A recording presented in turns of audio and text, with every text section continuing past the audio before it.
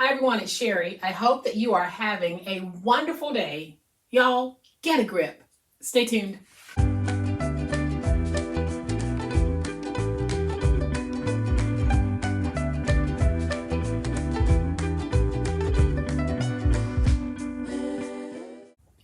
Welcome to my channel. I am so glad that you decided to stop by. Welcome to all of my new friends and to all of my new subscribers. A big old welcome back to all of my longtime subscribers and longtime friends. Thank you guys so much for the amazing and awesome positive ways in which you support me and my channel. I really do appreciate it. Today is going to be a very quick tip that some of you might find useful.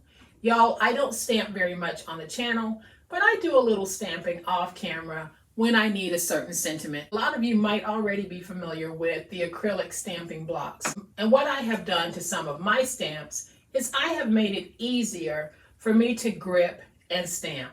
And I'm going to share that very quick technique with you guys because it might be helpful to some of you. So let's get started. So here on my desk, I have 3 acrylic blocks. And for those of you who aren't familiar with these, basically you can use your cling stamps, and these are just stamps that would cling to the block. You ink them and then you stamp. For me, when I was using the larger blocks, I would have a problem making sure that I had even pressure along the whole thing. There are a whole bunch of flip-top stamping platforms on the market, and they can be pretty pricey.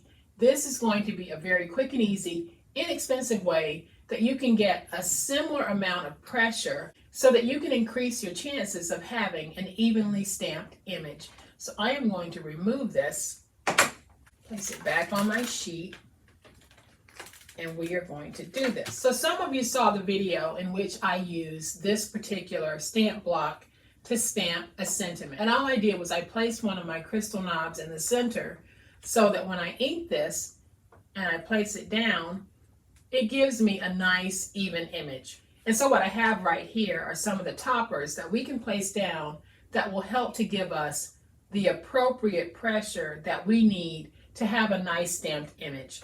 And there are 2 ways that I have found that work for me. You might have an adhesive that works for you. You can use E6000, or I can use my handy dandy Reptile adhesive, and this stuff works. Y'all, the Reptile adhesive was developed for the purposes of adhering tile in bathrooms and kitchens. So we know it's a strong adhesive, and it is basically what I have used to put down my crystal knobs on the platforms that I use. So here's how easy it is.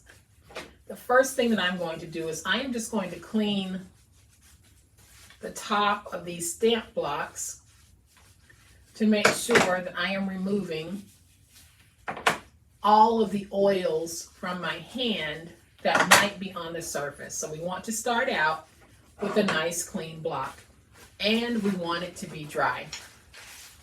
So I am just going to dry this, and we're going to use both adhesives in doing this so that you can see there won't be any compromise in how well what we will place down is going to stick. So the first thing that I'm going to do is I'm going to take one of my crystal knobs,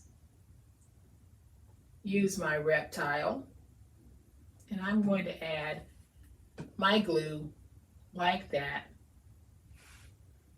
And on this one, I can just take it, I'll put it right in the center. And of course, we have to let that dry. Now the beauty of the Reptile, it's going to dry clear. So all of that you see around it, don't worry about it because it's the same way on this one, but you don't really see it.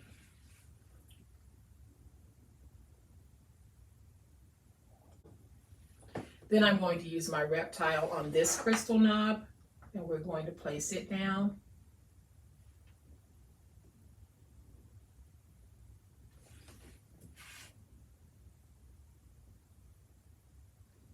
Then I'm going to place it right up here at the top so that it can dry as well. Then I'm going to take, you can go with either this one or you can go with this one. I'm going to go with this one because I like the grip on it. This crystal handle was actually gifted to me as part of a swap that I participated in a while back. She gave me 2 of these. I've used one on one of my other long blocks, and I hadn't used the second one, so I thought it might be a good fit for this one, and it is. So you can go either way with it. You just need to make sure that whatever you're using is proportional to what you're attaching it to so that you can get a nice even stamp when you're holding it. So what I'm going to do here is I am going to take some of my E6000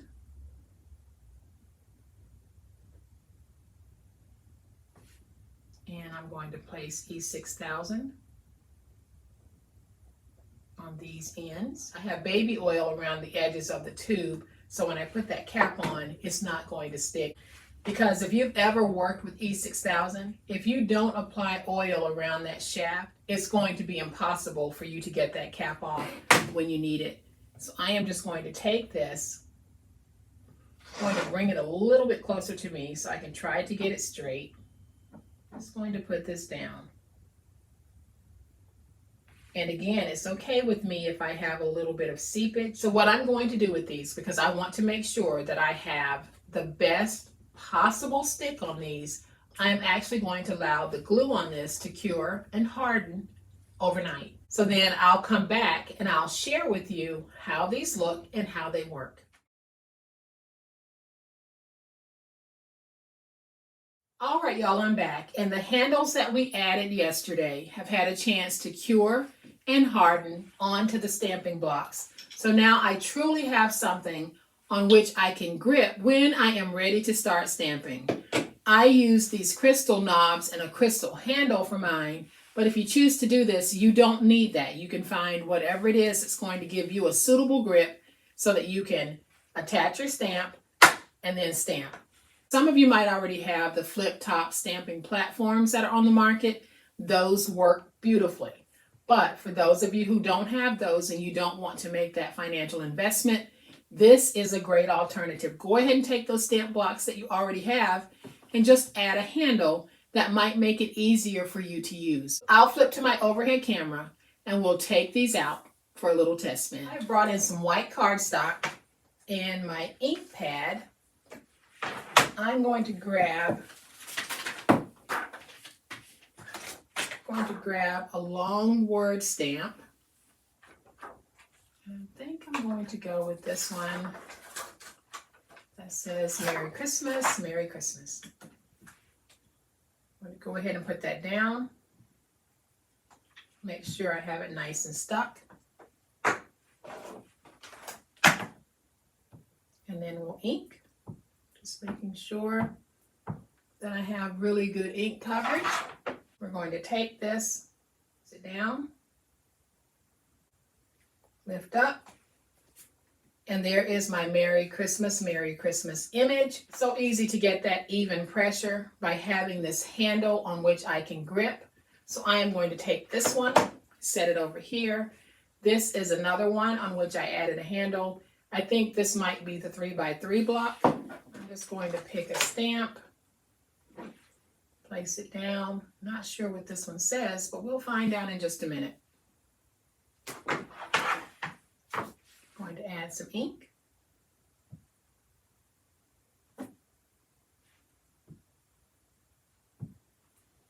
Then we'll take this and we're just going to put it down. It says a kind word is like a springy day. Then I'm going to take one more. We're just going to take this little flower, ink it, and stamp.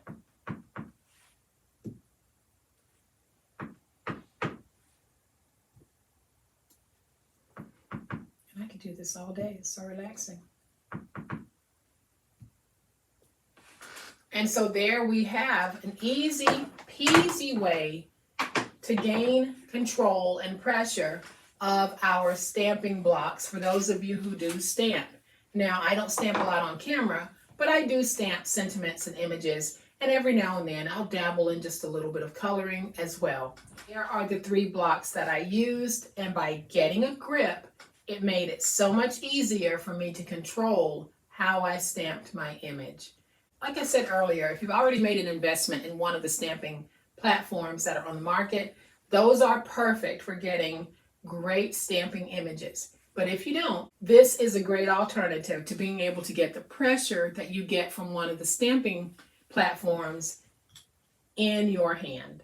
I hope that sharing this quick tip and process will be helpful to some of you. If you have liked this video, please hit the like button.